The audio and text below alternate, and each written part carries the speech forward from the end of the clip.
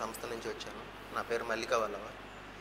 ఈ జై భారత్ అనే సంస్థ ప్రధానంగా కుల నిర్మూలన, మత సామరస్యము, అసమానతలకు వ్యతిరేకంగా పనిచేస్తూ ఉంది. ఈ భారతదేశంలో కులం అనే సమస్య ఉంది. ఈ కులం మధ్య అంతరాలు పోయినప్పుడే, ఈ ఎక్కువ తక్కువ అనే భేదాలు పోయినప్పుడే ఈ వ్యవస్థ బాగుపడుతుంది, ఈ దేశం పురోగమిస్తుంది అని జై భారత్ నమ్ముతుంది. ఆ దిశగానే సాహిత్యం ఇదంతా తీసుకొని వచ్చి క్షేత్రస్థాయిలో పనిచేస్తూ ఉంది. ఇకపోతే మత సామరస్యం, మతం అనేది ఒక ప్రధాన సమస్యగా వచ్చి పడింది ఈరోజు. ఈ మతాల మధ్య రోజు రోజుకి ఈ మతాల మధ్య ఘర్షణలు ఇవి పెరిగిపోవడం వల్ల భారతదేశంలో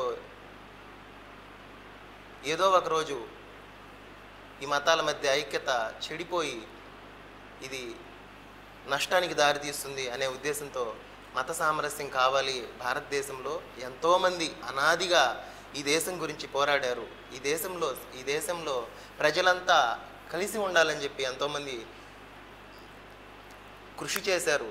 ఎంతోమంది పరాయి పాలనని విముక్తి చేయడానికి ఎంతోమంది ప్రాణాలు అర్పించారు. వీరందరి ప్రధాన ఉద్దేశం ఏంటంటే భారతీయత. ఈ భారతీయత మనకు ఏదైతే నేర్పిందో, ఈ భిన్నత్వంలో ఏకత్వము అనే అలవాటు మనకు ఏదైతే నేర్పిందో దాన్ని కాపాడాలని ఎంతోమంది మహనీయులు వారి ప్రాణాలు అర్పించి ఈ దేశాన్ని నిలబెట్టారు. ఈరోజు మనం అనుభవిస్తున్నటువంటి స్వేచ్ఛ, స్వతంత్రం అంతా కూడా మహనీయులు చేసినటువంటి రక్త తర్పణ, వారి త్యాగాలు. కాబట్టి ప్రతి ఒక్కరికి సామాజిక స్పృహ కలిగి ఉండాలి. ఆ దిశగా జీవితంలో ఎంతో కొంత సమయాన్ని ఈ సామాజిక బాధ్యత గుర్తెరగకుండా ఉండకూడదు.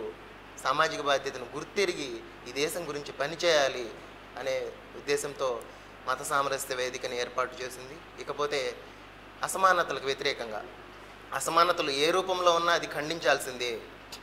ఇక్కడ లింగ వివక్ష ఉంది, ఇక్కడే కాదు దేశం ప్రపంచమంతా ఉంది. కానీ లింగ వివక్ష ఉంది. స్త్రీలని కట్టుబాట్ల పేరుతో రాచి రంపాన పెడుతూ వారిని అణచివేస్తున్నారు. స్త్రీలని అన్ని మతాల్లోనూ స్త్రీల పట్ల చిన్నచూపు ఉంది. ఇది సరైన పద్ధతి కాదు. స్త్రీలకు కూడా పురుషులతో సమానంగా బతకడానికి అవకాశం ఉంది, అవకాశం కల్పించాలి ఆ వెసులుబాటుని అని చెప్పి అనేక హక్కుల కోసం పోరాడుతూ ఉంది సమానత్వాన్ని సాధించడానికి. ఇకపోతే ఈ భూమి మీద ఒక్క మనిషి అన్ని జీవుల మీద, అన్ని వ్యవస్థల మీద పెత్తనం చలాయిస్తూ ఉన్నాడు.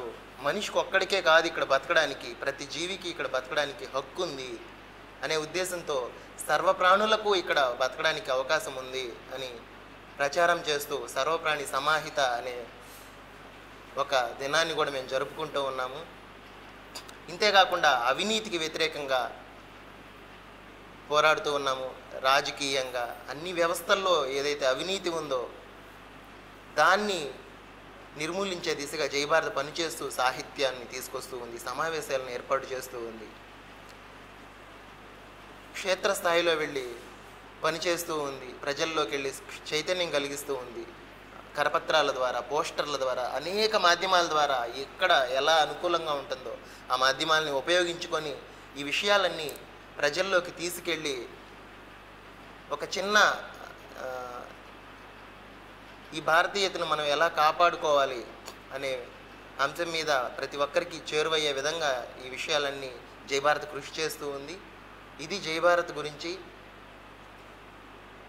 జై భారత్ ప్రకృతిని మనం కాపాడుకోవాలి, ఈ సహజ వనరుల్ని మనం కాపాడుకోవాలి. ఈ ప్రకృతిని, వనరుల్ని నాశనం చేస్తే ఆ రోజు మనకు బతుకు ఉండదు అని జై భారత్ చెప్తూ ఈ ప్రకృతి ప్రాణుల పట్ల బాధ్యత, మనుషులం అనేందుకు అర్హత అనే నినాదంతో భారతీయ విప్లవం ఏదైతే ఉందో దానికి కొనసాగింపుగా, ఆ స్ఫూర్తికి కొనసాగింపుగా జై భారత్ పనిచేస్తూ ఉంది. ముందు భారతీయ విప్లవానికి కొనసాగింపు. మన స్వాతంత్ర పోరాటంలో చూస్తే హిందువులే పోరాడలేదు, ముస్లింలే పోరాడలేదు. అంటే అందరూ కలిసి భారతదేశానికి ఎప్పుడు ఆపద కలిగినా అందరూ కలిసికట్టుగా పోరాడి ఈ దేశాన్ని రక్షించుకున్నారు. కాబట్టి మతాల్లో, అన్ని మతాల్లో ఏవైతే గొప్ప విషయాలు ఉన్నాయో ఆ గొప్ప విషయాలన్నిటిని స్వీకరించి, ఏవైతే పనికిరాని విషయాలు ఉన్నాయో వాటిని వదిలేసి గొప్ప గొప్ప విషయాలు, విభిన్న మతాల్లో గొప్ప గొప్ప ఆవిష్కరణలు ఉన్నాయి, వాటన్నిటిని తీసుకొని ఈ సమాజానికి పనికొచ్చే విధంగా వాటిని ప్రచారం చేస్తూ, వివక్షలుంటే వాటికి వ్యతిరేకంగా పోరాడుతూ జయభారత్ పనిచేస్తూ ఉంది.